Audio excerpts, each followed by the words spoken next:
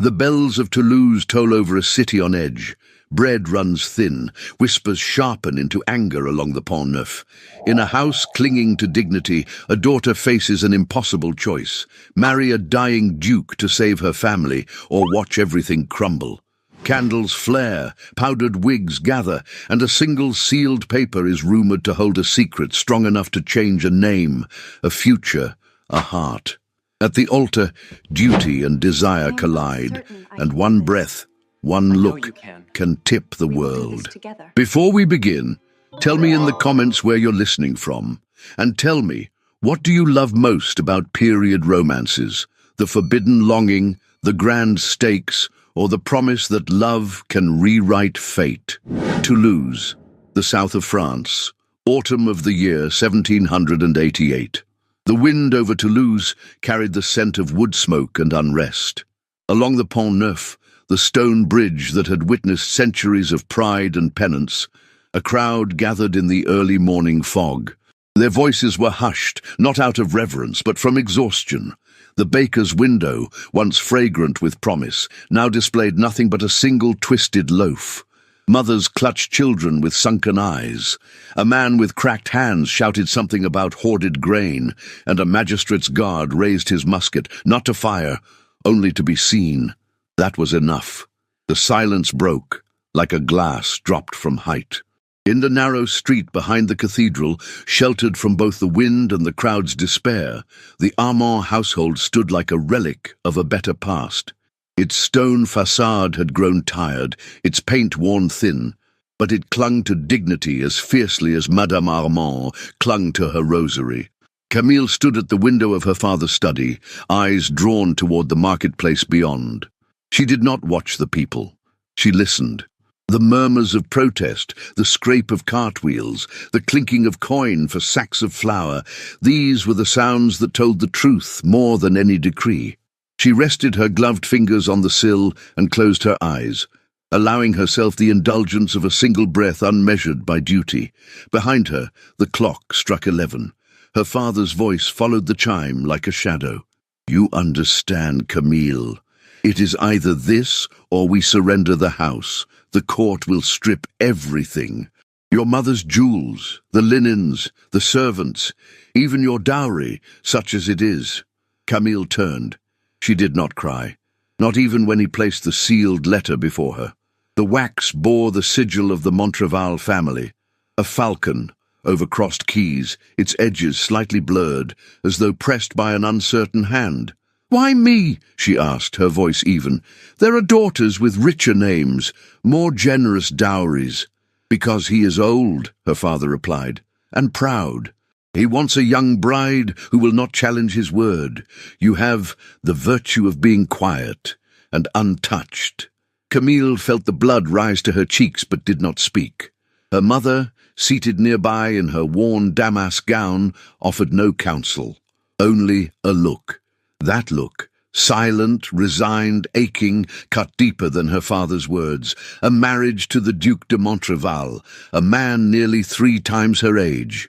Known for his titles, his temper, and the way his wealth saved entire court cases before the verdict was read.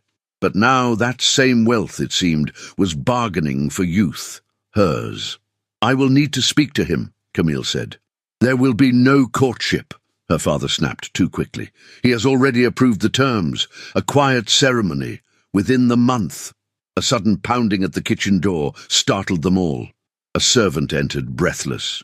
"They've overturned the grain cart near Saint-Étienne, mademoiselle. There is shouting, fighting in the alleys."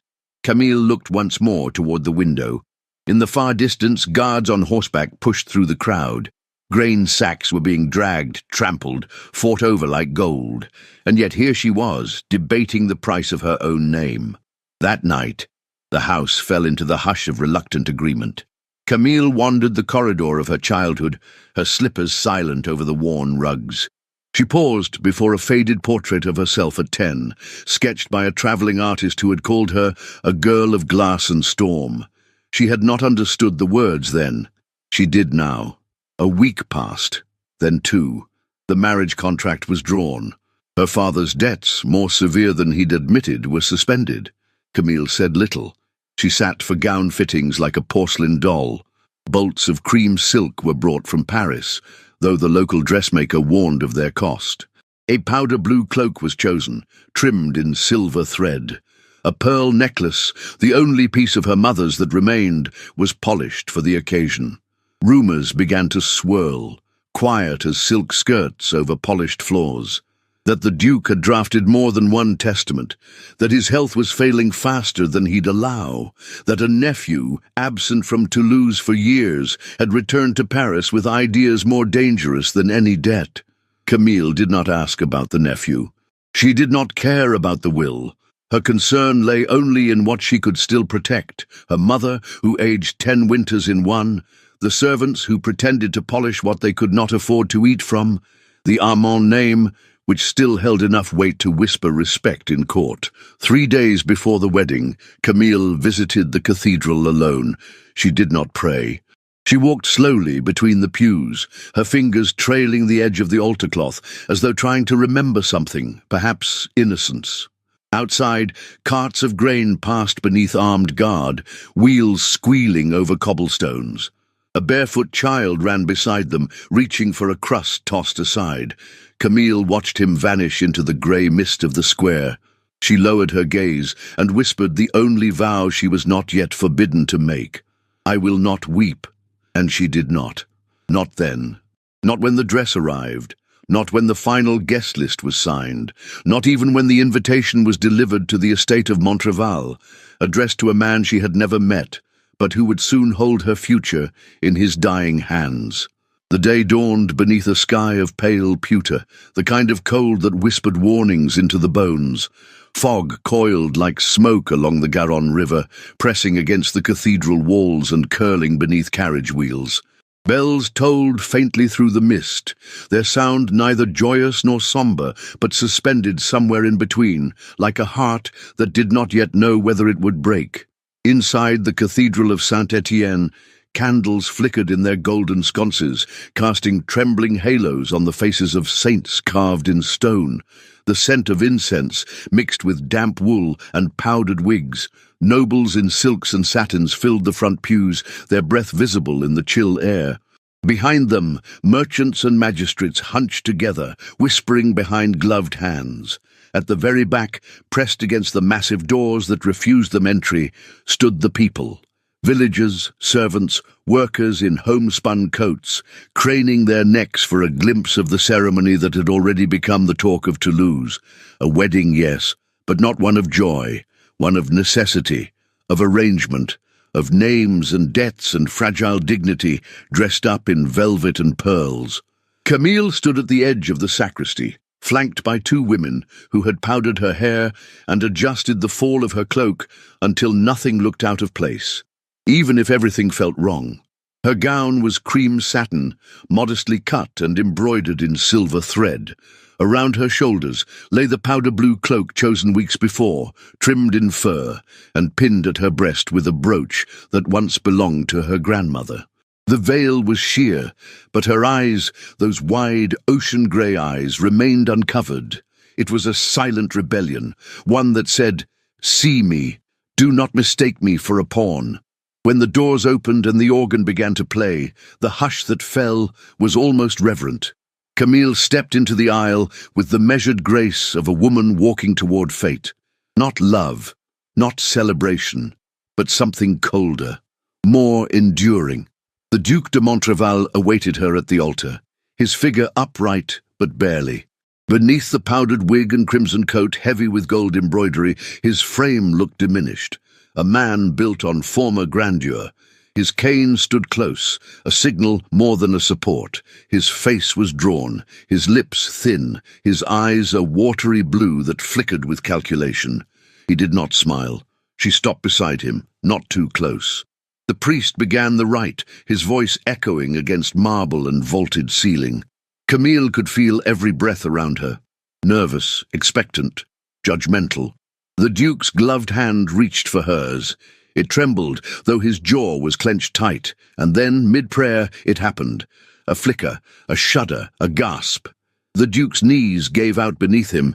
His cane clattered to the stone floor, echoing like a verdict.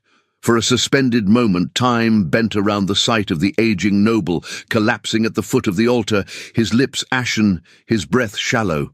A physician in the crowd rushed forward, ladies clutched at their pearls. Someone whispered a Hail Mary. The priest took a cautious step back. The best man, an indecisive cousin whose wig was askew, looked helpless. And Camille, she did not move. Her hands were still at her sides, cold as the stone beneath her shoes. And then the crowd parted, not physically, but in attention, as a new figure emerged from the left transept. He walked with purposeful calm, his boots loud against the echoing floor. A man in a dark wool coat, his cravat wind-loosened, his gloves tucked into a belt rather than worn. His hair, dark blonde, was tied back in a queue that had clearly endured travel. His face was arrestingly composed, and his eyes, green flecked with bronze, held no apology. Henri de Montreval, the nephew, the one Camille had only heard mentioned once, and in a warning tone. He did not kneel beside the old duke. He glanced at the man, once, curtly, then turned to the priest. "With respect, this ceremony cannot continue as planned," he said, his voice firm but clear. "The groom is unfit, and I will not allow this woman to be shamed before God and half the province." The priest blinked. "Monsieur, I am Henri de Montreval, his heir in name and blood." He looked at Camille. "If she will permit it, I will stand in his place." A murmur swelled from the congregation, not outrage yet, but disbelief. Gasps, whispers, the flutter of fans. Camille's breath caught, not from fear, but from something sharper, a wound of uncertainty opening beneath her ribcage. She looked at Henri, really looked at him, and what she saw there was not greed, not vanity, but conviction. Conviction burning so hot it almost hurt to meet. "Why?" she whispered, only for him to hear. "Because you deserve more than to be traded like a promissory note," he replied softly. "And because I will not see my family name dragged through scandal before the sun sets." She turned to the priest. "If he consents," she said, her voice steady despite the galloping in her chest, "then so do I." The priest, shaken but not foolish, nodded once. "Then, by the authority of the church, and with the agreement of all present, the rite shall proceed." It did, shorter, hushed. The old duke was carried from the cathedral, half-conscious and pale. The guests shifted in their seats, their eyes wide with curiosity and judgment. Henri offered his hand. Camille placed hers in his. His grip was warm, strong, unflinching. The vows were spoken, no stammer, no theatrics. When he said, "I take thee," it was without hesitation. When she answered, it was with a dignity that drew tears to the eyes of more than one watching maid. They were pronounced man and wife. The congregation did not cheer. It breathed collectively like a wave held too long. Murmurs rose in waves. "Is this legal? Can he do that? Will the king approve?" A clerk stepped forward with a sealed scroll. A hastily drafted amendment, pre-signed by the duke himself, authorizing substitution in event of infirmity. Whether it would hold in court no longer mattered. The vows had been spoken, witnessed, sealed with a signet. Camille descended the altar steps beside Henri, her arm entwined in his. The silence that followed them was thunderous. Behind her, veils rustled like moth wings. Ahead, the doors opened to the grey light of a world forever changed. Only once, before stepping into the waiting carriage, did she glance sideways at her new husband. His profile was strong, unyielding. His jaw was set like a man who knew the weight of what he had just done, but in his eyes, in that flickering green fire, there was no regret, only resolve. Camille Armand had entered the cathedral bound to duty. She left it bound to a stranger whose name she now bore, and whose hand she could still feel warming her through her glove. The Montreval estate stood on the edge of the frozen countryside, its iron gates creaking open beneath a sky heavy with snow clouds. The carriage wheels crunched over the gravel, leaving behind a path as brittle and uncertain as the silence inside the coach. Camille sat motionless beside her husband, wrapped in her powder-blue cloak, her hands folded tightly in her lap. She did not look at Henri, not yet. The scent of pine from the nearby forest slipped through the cracked window and mingled with the faint perfume of her gloves. orange blossom, and regret. As they passed beneath the stone archway, the manor revealed itself, vast, baroque, and tired. The once gleaming balustrades wore a veil of dust, and ivy clung to the edges of windows like a hand refusing to let go. Two servants stood at the door, not in livery, but in mismatched coats, their eyes hollow and cautious.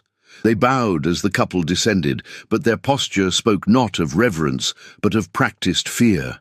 Inside, the air was heavy with age. The vestibule, though grand, was dim. The chandelier overhead bore half-lit candles, and the checkerboard floor had dulled to bone and ash. Above the staircase, ancestral portraits loomed, stern men in powdered wigs, women with pearls and narrowed eyes, all painted to last longer than the love that begot them. Camille met their gaze, and felt an invisible judgment seep into her skin. A butler introduced himself in a low voice, Monsieur Gerbert. He had thin lips and eyes that did not quite meet hers. "The Duke is confined to the East Wing," he murmured. "He requests no visitors." Henri gave a tight nod but said nothing. Camille noticed how his shoulders remained squared, even beneath the weight of walls that did not welcome him. They were led through a corridor of winter rooms, so the servants called them, spaces shuttered and underheated to conserve wood, their tapestries stiff with cold. Dust clung to the corners like sorrow, and the silence pressed down like snow. Camille's chamber was modest by noble standards, though still larger than the room she had known at her father's home. A canopy bed draped in faded damask stood at its center. A fireplace crackled faintly, struggling to warm the stone walls. Her trunks had been placed with care, though unopened. A maid, young and quick to avoid eye contact, brought a basin of warm water, curtsied, and disappeared before a word could be exchanged. She removed her gloves slowly, her fingers trembling despite the heat. Her wedding ring, thin, gold, unadorned, caught the firelight like a wound. That evening, a formal supper was served in the smaller dining hall. Henri arrived punctually, his hair still damp from snowmelt, his coat brushed but simple.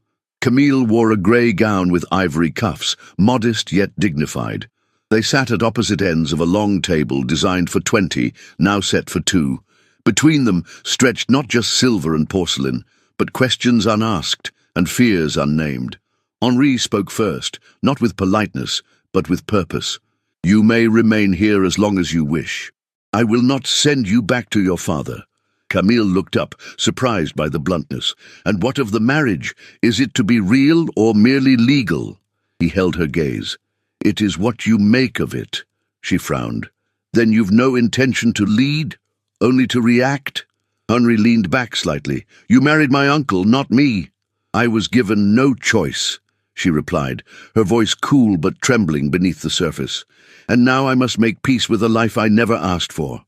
He paused, then stood. The fire threw sharp light across his features, cheekbones drawn, lips pressed, eyes shadowed with something that felt almost like remorse. "Then let us not pretend we are something we are not. Eat what you will. Tomorrow we will speak of household affairs." He left the room without another word. The door closed softly behind him. The following day brought the first confrontation. Camille had asked to see the ledgers. The steward, Monsieur Belin, thick-necked and slow to blink, scoffed at her request. "Begging pardon, madam, but the estate's financials are not a matter for ladies' eyes." She straightened. "And yet I am the lady of this house. Bring them." Belin hesitated, then glanced behind her, at Henri, who had just entered. "She has the right," Henri said simply. The steward's lip curled, but he obeyed. The ledgers revealed a house in quiet decline. Grain sold below cost to select merchants, servant wages unpaid for months, repairs postponed indefinitely. Camille's eyes moved swiftly across the pages, her mind already calculating. This was not misfortune. This was mismanagement, and it could not stand. As the sun fell behind the frost-laced windows, a cry echoed from the back gardens. Camille, already rising from her seat, followed it instinctively. Outside, beneath the brittle sky, a young boy, no older than 12, was being held by 2 guards near the stables. His coat was torn, his lip bloodied. A housemaid weeping begged at the steward's feet. "My brother," she sobbed. "He only came to bring me food. He's done nothing wrong." Berlin raised his hand. "He trespassed." "That is enough." Camille stepped forward. "Release him." The steward turned. "With respect, madame, I follow orders from—" "You follow orders from the name Montreval," came Henri's voice, clear as glass. "And that name now answers to me." A pause. Then the guards stepped back. Camille knelt before the boy, touching his bruised cheek gently. Her hands were soft, gloved in lambskin, but her tone was steel. "Go home," she said, "and return only when you are fed and warm." The boy nodded, his eyes wide with something she could not name. Gratitude, perhaps, or awe. Henri helped her rise. Their hands touched briefly, and the spark between them was no longer one of confrontation, but something deeper, something perilous. Later that evening, they found themselves in the same drawing room, both drawn to the only fire lit in the east wing. Outside, the wind howled against the glass like a beast kept at bay. Henri stood near the hearth, one hand resting on the mantel. Camille sat in a carved chair, her cloak drawn over her knees. The silence between them was not awkward, it was charged. "Paris changed me," he said finally, his voice low. "I saw men speak as equals, men who had nothing but the words in their mouths. I saw pamphlets printed in secret, burned in public, copied again by candlelight. Ideas cannot be killed as easily as men. That frightened the powerful, and it thrilled me." She watched the firelight dance across his face. "And now, I return to find my name still spoken in rooms of velvet and smoke. But the world beyond those rooms is cracking, and I don't know if I still belong in either." Camille drew her cloak tighter. "I have belonged nowhere since the day my father began to gamble and lose." He turned toward her. "I was to be married to a man I had never touched," she continued softly. "I said yes, not out of desire, but out of fear. Fear of hunger, fear of scandal, fear of being responsible for my mother's tears." Henri's eyes darkened with something like understanding. She looked away. "Now I am here, in a house that feels more like a mausoleum than a home, married to a man who believes in revolution but lives among silverware and chandeliers." He took a step closer. "And yet, you do not tremble." "I tremble all the time," she whispered, "but never when someone expects me to." For a moment, neither spoke. The fire crackled. The wind moaned. Their shadows merged against the stone. Henri extended a hand, not to touch her, but to offer warmth. She looked at it, hesitated, then placed her own upon it, lightly. Their fingers met, neither clutching nor pulling away. A flicker, a breath, a heartbeat, and then she withdrew. He did not stop her. He simply said, "Tomorrow we begin again." And for the first time since entering that house of winter rooms, Camille believed it might be possible. The first stone struck the ground like a declaration. It had been meant for the wheels of the grain cart, but it missed and skittered across the frozen cobblestones near the Hallogras. For a moment, silence stretched through the square like an unspoken prayer.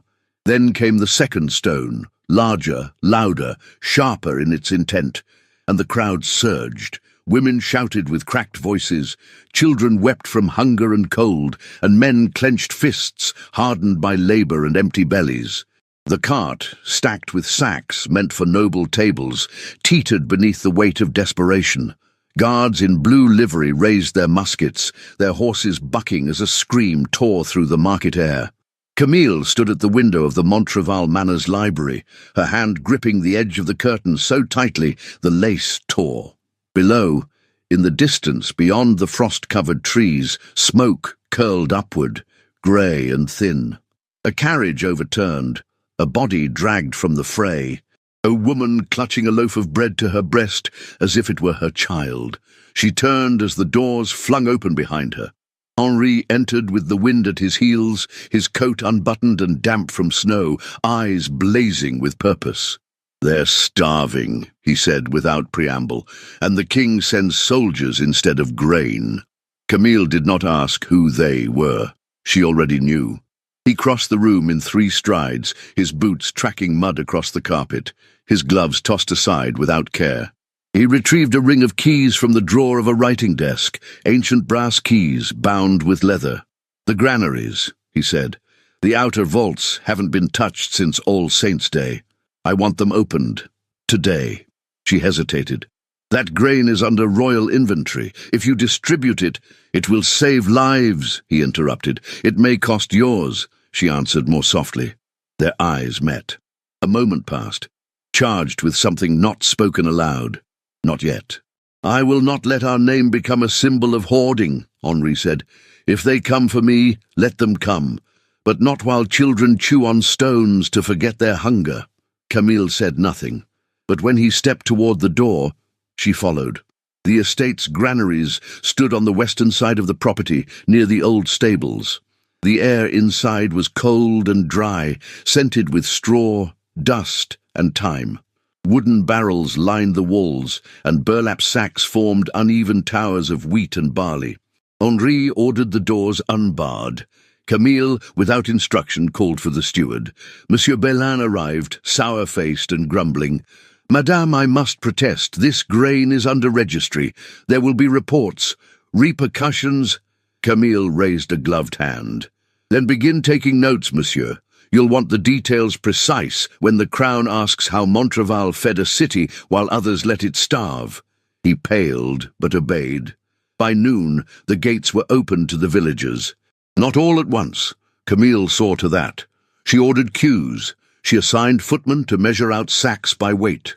She brought the seamstress's apprentice to stitch red cloth markers for each family allowed to return the next day. She borrowed the chapel's bell to call order, and when the crowd grew restless, she stepped onto a crate and spoke clearly, her voice rising over the wind. "No pushing, no lying, no threats. You will each receive what is fair, and you will return tomorrow with your hands clean and your names remembered." And they listened, because she did not speak like a noble. She spoke like someone who had once feared a closed door, an empty table, and a future bargained away. As the sun dipped toward the river, Camille stood beside Henri at the granary entrance. He held a ledger. She held a scrap of bread she had not tasted, only touched. "They are calling you La Dame du Pain," Henri murmured, glancing toward the line. "The Lady of Bread." Her lips curved faintly. "Better that than the Lady of Lace." He looked at her then, truly looked, and something passed between them that had no name but trembled in the stillness. A cough echoed through the courtyard. Not theirs. They turned. Standing by the gate, his robe flapping like a wounded flag, was Magistrate Armand. Camille's blood ran cold. Her father's face was flushed, his eyes dark with fury and disbelief. "Have you lost your mind?" he demanded, stepping forward. "Do you know what you've done?" Camille stepped away from Henri, but did not lower her chin. "I did what was necessary." "You opened noble stores to peasants like a fishwife in a storm," Armand hissed. "Do you think the Crown will overlook this, that our name, my office, can survive this spectacle?" Henri answered before she could. "Then let it be her name they remember with dignity, monsieur, not yours with fear." Armand's eyes narrowed. "You risk not only your title, but hers. Camille, think. You place yourself on the wrong side of the law, of the Crown." Camille's voice was calm. "Then let the law come for me, father. Let the Crown explain why feeding the hungry is treason." His lips parted to retort, but no words came, just a furious exhale. Then he turned, his boots biting into the frost as he vanished down the path, leaving behind nothing but pride and a bitter wind. That night, the manor was quieter than ever. The fire in Camille's room had been stoked high, but warmth eluded her. She sat before her mirror, removing the pearl pins from her hair one by one. A knock came, gentle, measured. She rose and opened the door. Henri stood there, holding a folded document in his hand. "I need a witness," he said simply. She stepped aside. They sat by the fire as he unrolled the parchment. His uncle's will, now amended with trembling signature and fresh seal. "I visited him this morning," Henri said quietly. He could barely speak, but he understood. Camille's brow furrowed. Understood what? That if he did not name me as his successor, the title would die with him, and this house would pass to men who care more for silk than for souls. She read the script. At the bottom, just beneath the seal, the Duke's writing faltered, then recovered. A single line followed in smaller ink. A codicil has been sealed and entrusted to my lawyer in Paris, to be opened only in circumstances which no one need foresee. Camille traced the line with her fingertip. A secret, Henri nodded. Or a warning. She met his eyes. Do you trust him? I trust his fear more than his love. He rose then slowly and bowed slightly at the waist. You were extraordinary today, he said, voice low. What you did, what you endured. Camille stood too, her pulse quickening. I did it because I could not bear to be useless, she confessed. Not again. Not while people starve and we dine beside a roaring hearth. Henri reached for her hand. He did not kiss it. He only held it, warm, steady, full of meaning unspoken. And somewhere, beyond the window pane, snow began to fall. Not like violence, but like forgiveness. Neither of them saw the horseman on the hill. He watched from a distance, his cloak dark against the white field, the crest of the Montreval line embroidered in silver on his shoulder. His face remained hidden beneath the brim of his hat, but his stillness held the chill of calculation. Vicomte de Sorel had come, and he would not leave empty-handed. The Hôtel de Lemoine gleamed like a jewel half buried in frost, its façade glowing with the light of dozens of chandeliers suspended from an unseen heaven. Coaches lined the Rue des Carmélites as footmen in white gloves lifted ladies draped in fur and silk onto the snow-dusted cobblestones. Laughter floated on the icy air like perfume, sweet, intoxicating, and just faintly poisonous. Inside, the winter salon unfolded in opulence. Gilded mirrors reflected candlelight until the very air shimmered. Velvet curtains of burgundy and cream framed tall windows. The scent of jasmine and powder clung to every fold of brocade. Musicians played minuets with hands so precise they could have been clockwork. And behind every lace fan, behind every practiced smile and murmured compliment, moved motives, cold, sharp, and sharpened further by envy. Camille entered on Henri's arm, a vision of restraint and dignity in dove-grey silk, her bodice adorned only with a lace fichu knotted modestly at her throat. Her hair was gathered in soft waves at the nape of her neck, threaded with ribbons of smoke blue. She wore no diamonds, no sapphires, no ostentatious tribute to wealth, only a small silver pin shaped like a sheaf of wheat.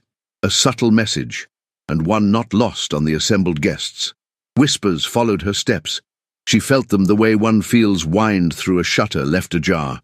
That's the bread lady. Turned a granary into a marketplace. Married the nephew, not the Duke. Such a tragic face, don't you think? Lovely, but tragic. Henri, dressed in a midnight coat and an embroidered vest of charcoal and silver, leaned toward her without breaking stride. You may command their attention, Camille, he murmured, but they will never offer it kindly. I am not here for kindness, she replied, her smile poised. I'm here to listen and to remember. And they passed beneath a garland of pale roses arranged like a frozen arch. Hosts greeted them with formality, just tight enough to mask discomfort. The Duc de Montreval's absence, though explained as illness, cast a long shadow, especially now that his heir had stepped into rooms where once only he had ruled. Henri was quickly swept into a circle of politicians and merchants, lured by compliments wrapped in venom. Camille, left to glide between the wives and widows of Toulouse's oldest names, moved with the elegance of someone well aware that every step might be misinterpreted. She sipped chilled wine from a fluted glass and listened. Her hands are too soft for labor, yet too empty for leisure. They say she commands the ledgers now. Imagine, a woman doing sums. Charity, yes, but dangerous charity, the kind that breeds rebellion. Camille caught the last voice. Smooth, familiar. She turned and met the eyes of Madame Florienne Barjac, wife of the Crown's provincial tax agent, and more importantly, the lifelong friend of Camille's mother. Barjac's smile was too wide to be sincere. My dear, she cooed, extending a hand, how brave of you to appear. Brave? Camille asked, coolly polite. Well, one imagines the gossips have been relentless, the marriage so sudden, the illness of your uncle-in-law so very convenient. Camille's expression did not shift. Illness is rarely convenient, madame, nor is hunger, but both, I've found, reveal character. The older woman tittered, but her eyes darkened. Then you'll be delighted to learn there is reading material circulating this very evening. I'm told it's quite the scandal. And with a flutter of her fan, she drifted away. Not an hour later, Camille saw it, left carelessly or deliberately on a velvet chaise in the cloakroom, a folded pamphlet, its ink still fresh. She opened it with cautious hands. A woodcut caricature on the front, Henri with elongated limbs, clutching sacks of grain in one arm and Camille in the other. Her image bore exaggerated lashes and a crown of wheat, like a peasant goddess. The title scrawled beneath, The False Duke and His Lady of Bread. The contents burned hotter than the salon's hearth. Insinuations that the marriage was forged to seize inheritance, that the elder duke was incapacitated, perhaps even poisoned, that grain was stolen, not given, that Camille, daughter of a disgraced magistrate, had risen by manipulation and slept her way into power. Her breath caught in her throat, but she did not tear the pamphlet. She folded it with the same care and placed it into her embroidered clutch. She needed Henri to see it, tonight. Outside, the coach waited near the colonnade. Inside, the firelight flickered against velvet seats as Camille and Henri sat facing each other. For the first time that evening, the masks fell away.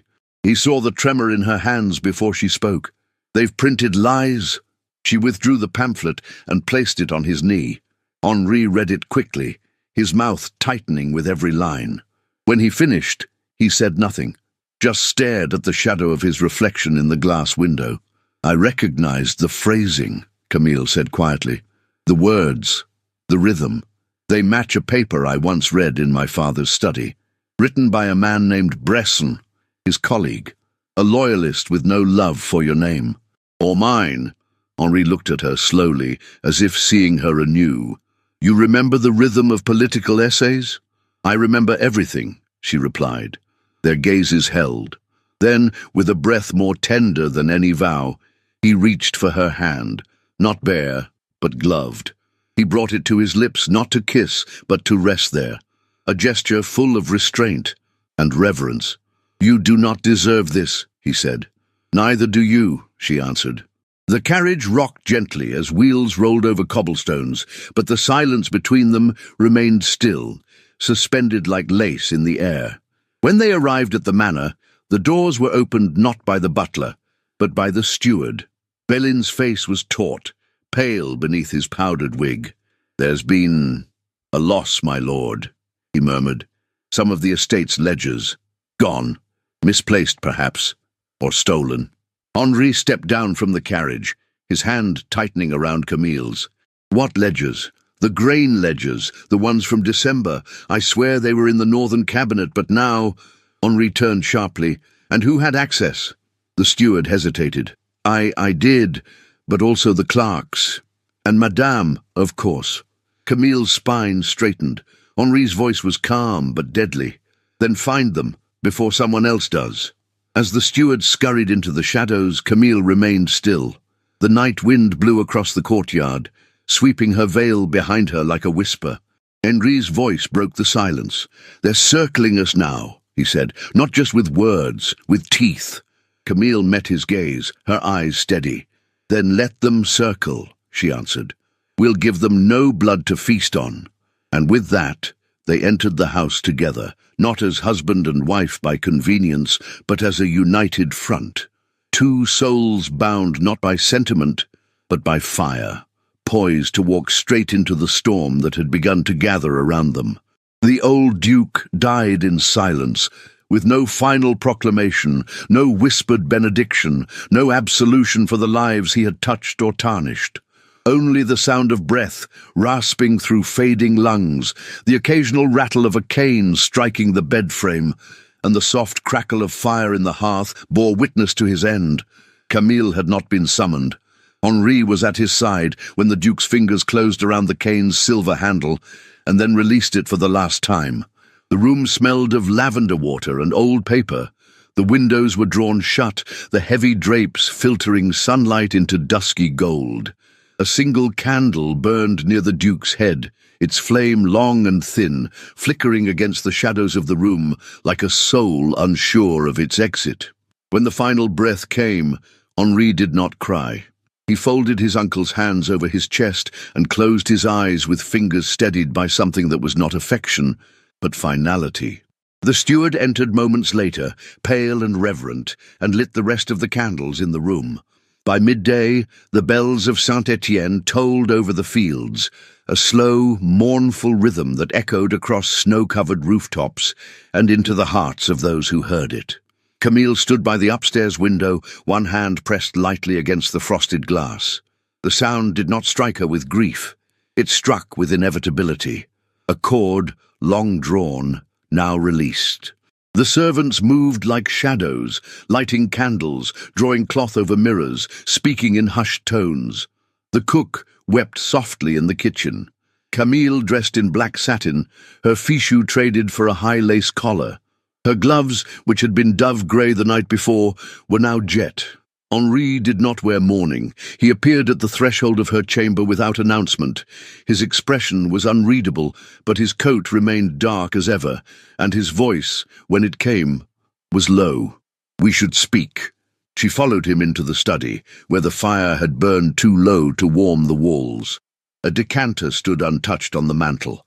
A cluster of unopened letters lay beside it, bearing wax seals of varied origin. Henri took nothing from the room, not even a chair. He stood by the hearth, his hand resting lightly on the mantel, and spoke without ceremony. "Sorel has returned." Camille's breath caught. With a will. Her throat tightened. "Another one." Henri nodded, but his eyes were fixed on the flames. "Dated 3 months prior to the one my uncle signed. This one names him sole heir. It denounces me as unsuitable, cites political extremism, personal unreliability, marital deception." She stepped forward. "That cannot be." "It bears the seal," he interrupted, "and the signature." Camille blinked once, twice. Her thoughts tangled in the rush of implications. What about the codicil? It was not mentioned. The room fell into heavy silence, broken only by the groan of old wood beneath the cold. Camille's heart beat faster, but her voice remained composed. "Where is the seal?" "With the royal envoy. He arrived from Versailles this morning, with soldiers." Henri turned then, meeting her gaze. "They've seized the estate's seal, the books, the ledgers. They've declared a formal review of all titles, rights, and privileges." She stared at him. "They've taken everything." He exhaled slowly, as if releasing the last vestige of hope. "They've accused me of embezzlement, of inciting public unrest, of forging legitimacy by manipulating a vulnerable noble." The blood drained from her face. "They mean to erase you." He stepped closer. "They mean to replace me." Camille felt the room tilt slightly, though her feet held firm. "My father. He's connected to the Crown's magistrates. If there's a deposition—" Henri's jaw tightened. "There is. It bears your father's name." The wound opened inside her without blood, deep, invisible, unbearable. She turned away, staring out the frosted window. A funeral procession had begun to form in the lower courtyard. Black horses, plumes nodding, men with torches and silence in their posture. "Do you believe he signed it willingly?" she asked, her voice faint. "I believe he signed it," Henri replied, "and that is enough." She faced him again. "Then I will speak to him. I will ask—" "No." Henri's voice was gentle but firm. "This is not something that can be undone with asking." Camille's throat burned. "He is my father, and I am your husband." The words rang louder than either had expected. Not a claim, not a rebuke. A truth spoken aloud for the first time in the face of a threat that wished to sever it. She blinked once, then stepped toward him. "Then I will not choose between you," she whispered, "but I will choose with you." Their eyes locked. No tears, no vows, just certainty. That night, as the snow fell silently over the fields and the bells continued their mournful toll, Camille and Henri entered the chapel of Montreval alone. The pews were empty, the altar unadorned. Candles flickered in iron sconces, their flames bending with the wind that slipped through the old stone. They knelt side by side on the cold marble, their breath visible in the quiet air. Henri reached for her hand, not with the force of desperation, but with the steadiness of alliance. Camille laced her fingers with his and bowed her head. They did not pray, they did not beg. They simply sat in silence, their foreheads leaning together, their pulses speaking in the stillness. "We will not surrender," Henri murmured. Camille closed her eyes. No matter the cost. Their whisper dissolved into the hush of the chapel. No witness, no scribe. Only stone angels above, their wings spread in eternal vigil. Outside, snow continued to fall, soft, white, relentless. Inside, two souls vowed not to yield to the world that meant to unmake them. Not with swords, not with seals, not with signatures. They would answer with something stronger than blood, older than name, a promise, spoken without flourish, held without fear, lived without end. The Palais de Justice loomed over the river like a monument to cold reason, its tall iron gates flanked by stone lions, and its windows narrow as suspicion. That morning, the frost clung to the balustrades like old secrets. No music played, no bells tolled, only the sound of boots on marble, carriages groaning under noble weight, and the rustle of velvet cloaks beneath fur-trimmed mantles. Inside, the Parlement of Toulouse awaited.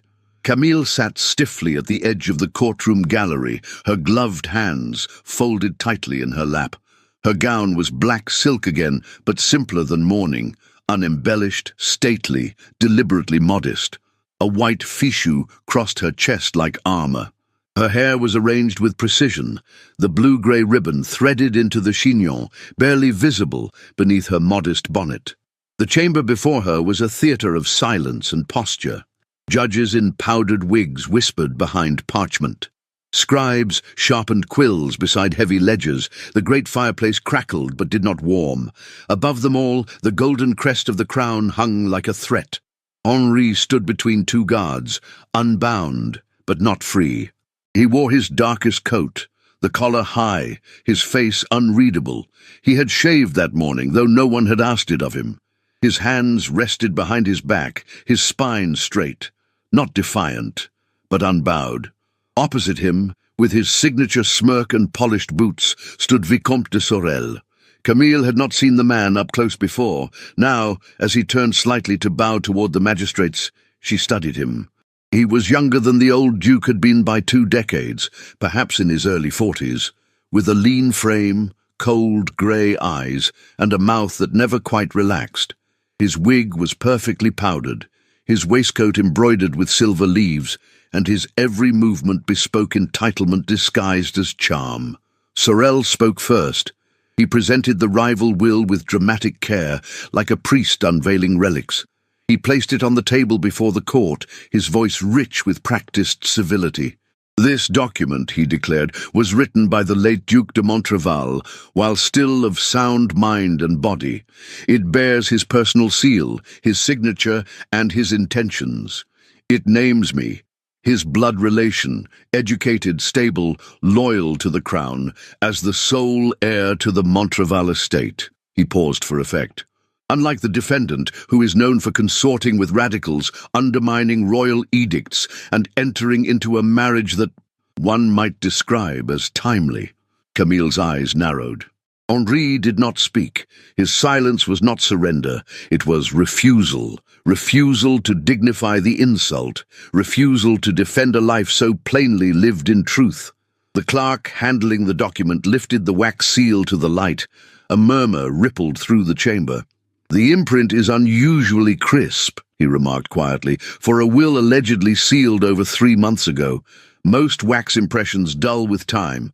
This one has not." One of the judges, a man with deep lines and pale eyes, leaned forward. "Have you an explanation for that, Vicomte?" Sorel smiled. "The document was kept in a cool, dry space. That preserves things, Your Honor. I would be happy to provide affidavits. Camille's jaw clenched. The seal was wrong. She knew it in her bones. But testimony came next. One by one, villagers entered the chamber, men and women in patched coats, worn shoes, eyes too wide for comfort. They bowed awkwardly, addressed the judges as "My Lord and Your Honor," and spoke with trembling clarity. They described the breadlines, the grain sacks measured with fairness, the children who no longer cried at night, the way Camille had kept the ledgers in her own hand, the way Henri had stood between them and the soldiers. But their words were met with impatience. "These people," muttered one of the junior magistrates, "are not landowners, nor literate," added another. "They may speak sincerely, but sincerity is not evidence." Camille rose. "Then let sincerity be measured by volume," she said, voice strong. "You may question their education, but you cannot deny their hunger. And you cannot deny that someone fed them." A beat of silence. Magistrate Armand was called next. Camille watched her father walk to the front of the chamber with heavy steps. His robe had been freshly brushed, his wig curled more tightly than usual. But his face had lost the composure she had always feared. He was pale, his lips dry, his hands twitching at the edges of his sleeves. He was asked about the signature, about the deposition. He swallowed. "I was advised," he said hoarsely, "that refusing to sign would result in an audit of my own affairs, that certain loans might be questioned, that my magistrate's seat might be revoked." He could not meet Camille's eyes. "I do not believe the defendant forged the will," he added quickly, "but I did sign under duress." The chamber stirred. One of the senior judges made a note. Another sighed, folding his hands as if the air had thickened. It was not enough to exonerate Henri. Camille's throat ached with the weight of what could not be said. And then a voice from the back. "I have something." Heads turned. A nun stood at the rear of the gallery, her hands wrapped tightly around a folded scrap of parchment. "I bring this on behalf of a girl who could not come," the nun said. "She is the niece of the steward, Belin. She found this in his coat pocket before he fled." The guards moved quickly. The parchment was delivered to the bench. It was a list, short, in familiar handwriting: barley, wheat, oats, distributed to 15 families, record duplicated, original hidden behind the cabinet. Camille's breath caught. Henri stepped forward for the first time. "That is my handwriting," he said. The judges whispered among themselves. One gestured for the clerk to search the estate. Another banged his gavel once. "This evidence will be reviewed. The court is not yet prepared to rule." Henri's shoulders remained upright. Camille stood, but the gavel came again. "Until this matter is resolved," the chief magistrate said, "the defendant is to remain in custody, not in the city prison, but held under armed watch within the estate." Camille's eyes widened. "That is unjust." "It is provisional," the judge replied, "to protect the integrity of the case." Henri did not look surprised. He turned to her as the guards approached. In the corridor, beneath vaulted ceilings and flickering lamps, he stopped before the door that would lead him to confinement. Camille reached for his hand. He caught it, holding it between his palms, as if warming it for the last time. "Let me go if it will save you," he said quietly. "No," she replied. His eyes searched hers. "They will turn on you. They already are." "Then let them," she whispered. "I am not made of porcelain. I do not break for fools." She raised their joined hands to her lips and kissed his knuckles, gloved in leather and dusted with snow. "I do not let go," she said. He nodded, eyes heavy, heart full. Then the doors opened, and Camille stood alone in the hallway, her hands still warm from his, her chest full of thunder, her soul already preparing for the storm. The first flicker of fire was mistaken for dawn, a faint orange glow beyond the eastern wall of the estate. But dawn does not crackle. It does not consume. It does not roar like vengeance let loose. By the time Camille smelled smoke, the sky above the Montreval granary had already turned the color of bruised gold. Shouts pierced the morning calm. Bells rang from the chapel tower. Footsteps thundered down stone corridors as servants cried out names, water, mercy. Camille flew from her chamber, still in her nightdress, her feet bare beneath her cloak. The cold stones stung her skin, but she felt nothing but the rising heat, the heat of destruction and of fear. Outside, the granary burned. Flames climbed the wooden beams like serpents unleashed, licking at the shutters, devouring the roof. Black smoke curled toward the heavens in a column of condemnation. Villagers ran toward it, not away. Men with pails formed a line. Women passed buckets from the well. Children beat at the walls with soaked burlap. Camille took her place among them without hesitation, her cloak drenched, her hands blistering as she dragged water toward the door, which groaned beneath the weight of fire. "Break it open!" she cried. Axes appeared. A crash. Wood splintered.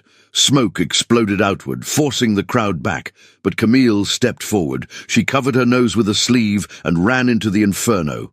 Inside, the heat clawed at her lungs. Shelves had collapsed. Barrels had burst. Grain hissed in the flames like curses. Her vision blurred, but she moved with purpose, toward the northern wall, behind the cabinet where she had once seen Henri tuck away documents. The cabinet had been blackened by soot, its hinges twisted. She shoved at it with her shoulder, coughing as smoke tore at her throat, and then she saw it. A small chest, iron-bound, scorched, but intact. She pulled it free and staggered back through the haze. Her hands slipped on the latch, her body shaking. Outside, voices shouted her name. The light of fire turned to darkness, then blinding white. Two arms dragged her into air, a splash of cold water.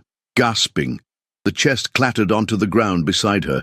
Inside, beneath singed linen, lay the ledgers. And nestled between them, untouched, was a folded parchment sealed in wax. The crest of Montreval, faint but true. Camille's eyes stung, not from smoke, but from the weight of salvation. By dusk, the fire was out. The granary lay in ruins, but the villagers had saved what they could. Camille had saved what mattered most. But the hour for celebration had not come. The message was clear. Sorel had struck, not with swords, but with ash.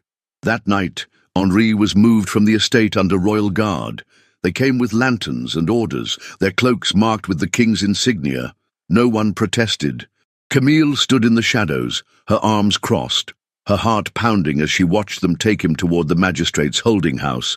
They did not see her follow. The next morning, she entered her father's study in the city. The curtains were drawn. Dust coated the bookshelves. The magistrate's robes hung behind the door like forgotten skin. Madame Armand stood near the hearth, her expression composed but marked with the pallor of a woman who had watched too many winters pass without warmth.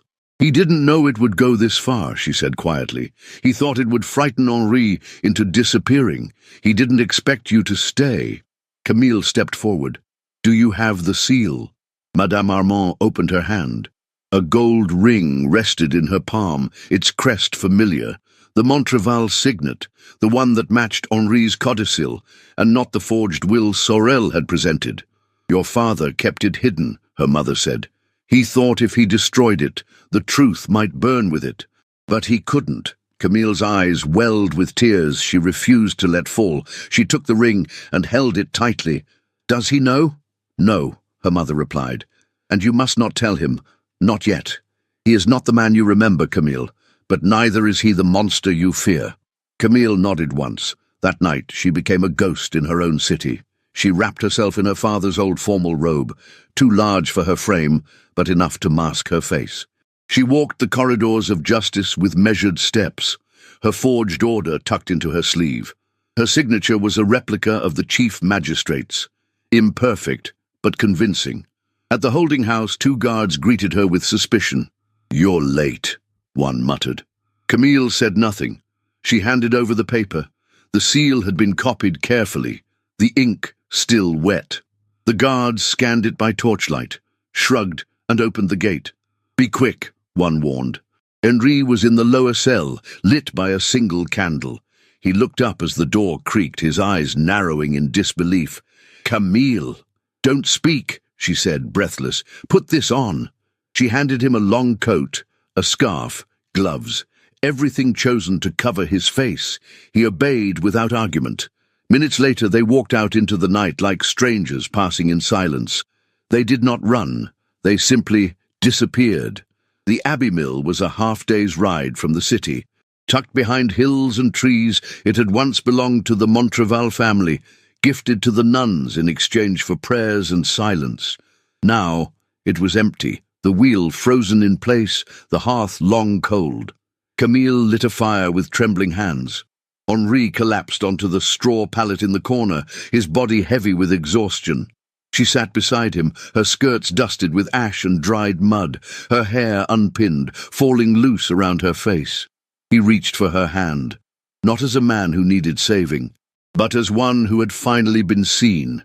She took his hand and removed his glove gently. There were bruises across his knuckles, scratches along his wrist. She fetched water from the basin and cleaned them with linen torn from her hem. Henri did not speak. He watched her with quiet intensity, his breath slow, his chest rising and falling beneath the coat she had given him. Her fingers paused, just above his wrist. Their eyes met. In the dim firelight, there was nothing but them. No accusations. No masks, no names, only breath and heat, and the kind of longing that trembled on the edge of restraint. He lifted his hand to her cheek, hesitant. She leaned into the touch, a whisper of skin against skin. But when he began to move closer, she stopped him, not with rejection, but with reverence. "Not like this," she murmured. "Not while the world still burns." Henri nodded, his forehead brushing hers. They stayed like that, forehead to forehead, the fire between them and around them, until the wind outside died and the night grew still. Camille did not sleep. She watched the flames fade, watched Henri breathe, and watched the dawn slowly stretch its fingers across the floorboards. When the first light of day reached the edge of the parchment tucked into her satchel, she stood. She dressed in silence. She braided her hair back with calm precision. Henri stirred, blinking. "You're leaving?" She turned to him. "No," she said, "I'm returning." He sat up. "Camille." "I have the codicil," she told him. "I have the ledgers, and I have the seal." His eyes widened. "I will face them," she said, voice steady, "with proof, with truth, and if they condemn me, so be it." Henri stood and crossed to her. He touched her hand. "I won't let you go alone." She met his gaze, fierce and clear. "You already didn't." And with that, she wrapped the codicil in linen, kissed his hand and walked out into the wind, toward judgment, toward defiance, toward a reckoning written not in fire, but in ink, in courage, and in love chosen freely. Summer in Toulouse came not with serenity, but with the crackle of uncertainty, as if the skies themselves mirrored the tension coursing through the land. The sun beat down heavily on the cobbled streets, casting long shadows across shuttered shops and market stalls where whispers moved faster than goods. Paris had spoken. The Estates General had been convened, and with it came a wave of possibility and dread. Camille Armand, standing at the threshold of the Montreval townhouse, held in her gloved hand a parchment freshly arrived by courier. It was not just news. It was a storm cloud. Inside the great hall of the Parlement of Toulouse, the reopened hearing began, beneath a frescoed ceiling more accustomed to ceremony than reckoning. White wigs bobbed behind rows of desks. Powdered magistrates whispered to one another behind fans and ledgers. The chamber smelled of ink, dust, and ancient fear. Henri, solemn and composed despite the bruise along his jaw from his recent captivity, stood flanked by two guards. Camille sat not far behind, a single strand of pearl tucked beneath her bonnet, her eyes fixed on the tribunal as if willing it to remember its purpose. The rival will lay open upon the table like a carcass waiting to be dissected. "The seal," Camille spoke, her voice clear but not raised, "claims authenticity. And yet—" She stepped forward and offered a small magnifying lens. The senior magistrate, a stooped man with parchment-thin skin, examined the wax impression. Next to it, on a cloth-lined cushion, rested the original Montreval signet ring, the very one Madame Armand had delivered in secret. Camille did not look at her father across the room. She could not. Note the absence, she continued, of a microscopic fissure that runs diagonally through the left quadrant of the seal. The true signet bears this flaw, a crack formed during casting some 15 years ago. Every legitimate seal since bears it. Gasps rustled through the courtroom like dry leaves. The clerk paled. The magistrate glanced again, squinted, and slowly, almost reluctantly nodded. "The evidence supports forgery," he announced, though not without pain. The seal on the rival will was clean, too clean. The deception had been elegant, but not perfect. Camille allowed herself a single breath. The codicil was next. The document, retrieved half-burned from the scorched chest in the granary, was unrolled with care. The wax had bubbled, but remained legible, and the steward's handwriting, distinctive in its angularity, danced across the page. It was a conditional inheritance, a test of merit in an age of bloodlines. "To my nephew, Henri de Montreval, I leave my title and my estate," the magistrate read aloud, "on the condition that he is recognized by public account as having fed the poor of our region during the famine of 1788. A hush followed. Then, from outside, voices. The tribunal doors creaked. A crowd had gathered in the square below. Villagers, mothers who had lined up for grain, laborers who had loaded wagons, the very people Camille and Henri had stood beside during the worst of the winter. With reluctant approval, the magistrates allowed testimonies. One by one they came. An old woman with a shawl too thin for the heat. A baker missing 2 fingers. A young boy once caught stealing bread, now speaking of the day Henri forgave him and gave him work. Their words, humble and untrained, filled the air with truth no gold could purchase. Camille's throat tightened. Henri said nothing, but his eyes shone with a restraint more powerful than tears. Then came the interruption. A messenger, breathless, arrived with a report. Vicomte de Sorel was gone. Gone. The estate treasury, emptied. Ledgers missing again. A stable hand confirmed a hired carriage bound for the river. The court nearly collapsed into chaos. Camille was already moving. The river warehouse stood near the Garonne's eastern bank, a low building of weathered stone and rusted pulleys. Henri reached it first, a pistol in his belt, but his hand empty. He found Sorel loading a chest into a waiting barge, his cravat undone and his hair wild with sweat. "You will not leave," Henri said, not a threat but a sentence. Sorel turned, his lips curling. "You think justice favors you now?" he spat. "Let the people have their bread. I'll take what's left." A blade flashed. Henri dodged. They grappled. The struggle was not elegant, not theatrical. It was raw, breathless, chaotic. Sacks burst. Grain spilled across the wooden planks. At last, Sorel stumbled, caught his heel on a coil of rope and toppled over the edge. His scream was swallowed by the current. Witnesses watched the Garonne claim him. His coat flared like wings. Then he was gone. Back at the tribunal, the verdict waited. The forged will was condemned. The codicil upheld. Henri's stewardship was affirmed, but still one piece remained. Magistrate Armand stood. A hush fell. He spoke not to the court, but to Camille. "I signed a deposition against your husband. I did so under pressure." His voice cracked. "There were debts and threats. I failed you." Camille did not weep. She walked to him, placed her hand gently upon his arm, and nodded. "I forgive you," she said softly. "But I cannot return to who I was before. My honor now lives beside another's." The court reconvened. The title of Duc de Montreval was formally bestowed upon Henri. Outside, the bells of Saint-Cernin rang. But it was not nobility the people applauded. It was justice, earned, not inherited. On the courthouse steps, Camille took Henri's arm. He turned to her, the weight of 1,000 silent moments hanging between them. Then as the sun dipped low and the river gleamed bronze in the distance, he bent his head, and their foreheads touched. The vow spoken not with words, but breath, not for privilege, but for promise. Toulouse, late summer of 1789. The Garonne shimmered gold beneath a lowering sun, and the bell in the estate chapel tolled not for morning, but for a beginning. Not since Camille had first stepped through the gates of Montreval had the air tasted so open, so alive.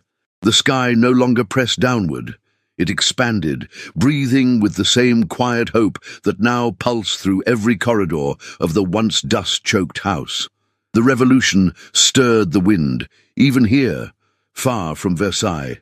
Word of the storming of the Bastille reached the countryside in waves of rumour and fervour. Yet within the Montreval lands, it was not destruction that swept the people forward, but reconstruction.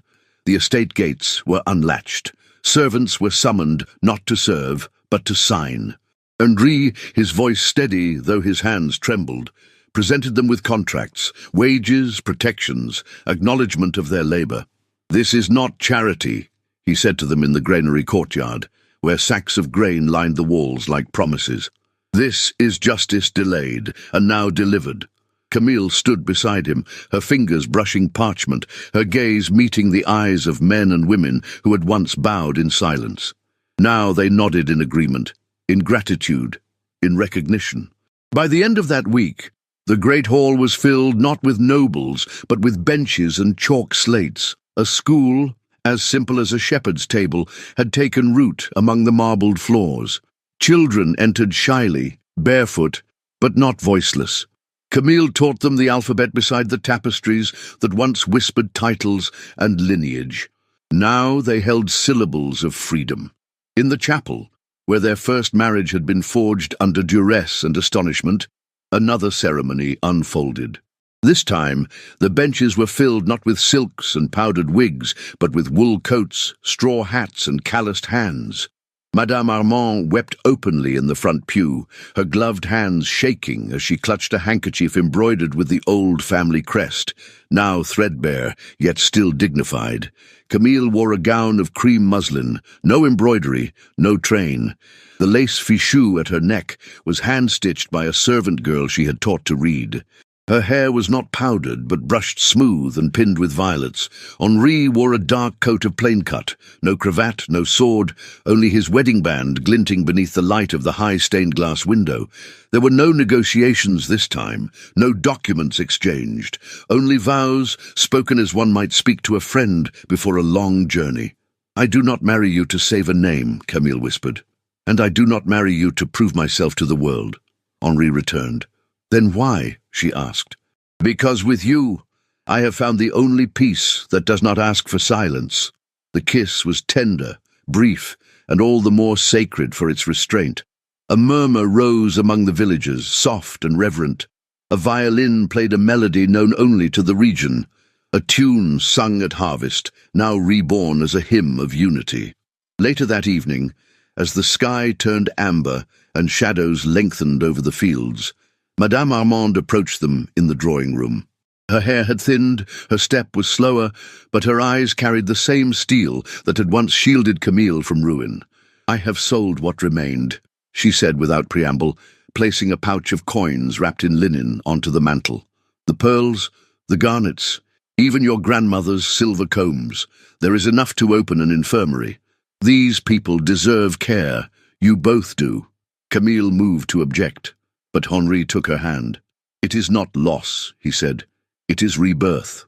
The infirmary opened within a fortnight, a two-room cottage repurposed with a hired midwife and a retired soldier who once studied surgery in Paris. The people came in quiet waves, burned hands, broken ribs, fevers, childbirth. Each patient was recorded, not as a case but as a name. News came by courier one dusk that the steward, once loyal to Sorel and traitor to the house, had been arrested near Bordeaux. Banished, branded, stripped of land and title. His name became a warning, not a legacy. The seal of Montreval returned to its rightful hand. That night, Camille stood on the veranda as thunder grumbled far away, the clouds heavy but unwilling to weep. Henri joined her, offering a slice of bread and a wedge of cheese wrapped in linen. "For supper?" she asked, smiling. "For tradition," he replied. "You once fed me hope. I thought I might return the favor." They laughed, softly. Then silence returned, comfortable now, no longer edged with fear. They watched the horizon together, side by side, shoulders touching. a silence of understanding, of commitment, of beginnings. The final act of the season came not with ceremony, but with a simple carving. A carpenter, once a tenant labourer, presented a plaque of wood, smooth and pale as butter. On it he had etched the words, "Bread in winter, book in spring." Camille placed it above the doorway of the granary, now half school, half refuge. Below it, children passed carrying baskets and slates. Women brought herbs and cloth. Men brought stories, not just labour. The house had become what it was never allowed to be before, a home for all. The sun dipped low, painting the fields with liquid gold. Camille and Henri walked the path toward the river, the same trail once shadowed by doubt. Now it glittered. Workers waved. Former tenants called them by name, not title. No more "my lord," no more "milady." Just Camille, just Henri, their fingers intertwined, their pace slow, their covenant not born of privilege or urgency, but of choice. Behind them, Montreval stood tall, its windows open, its hearths lit, its name not as a relic of aristocracy, but as a banner of change. And before them, the Garonne stretched wide and gleaming, like a path drawn by time itself, forward, fearless and free. The revolution had come and gone like a tempest, bloody, beautiful, unrelenting. In its wake, the old world stood transformed. Nobility was no longer worn like a crown. It was proven daily in sweat, in sacrifice, and in the steadfast way one met the eyes of a stranger with respect. Montreval had survived. The manor no longer shimmered with guilt or echoed with the distant footfalls of silenced maids. Its walls were warmer now, lived in, softened by laughter and sharpened by memory. Chickens clucked freely in the old rose garden, and children's chalk drawings marked the steps of what had once been a reception hall.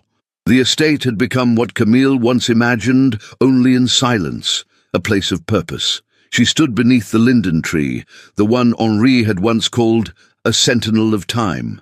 Its branches, broader now, shaded a group of boys reading aloud from a book of fables.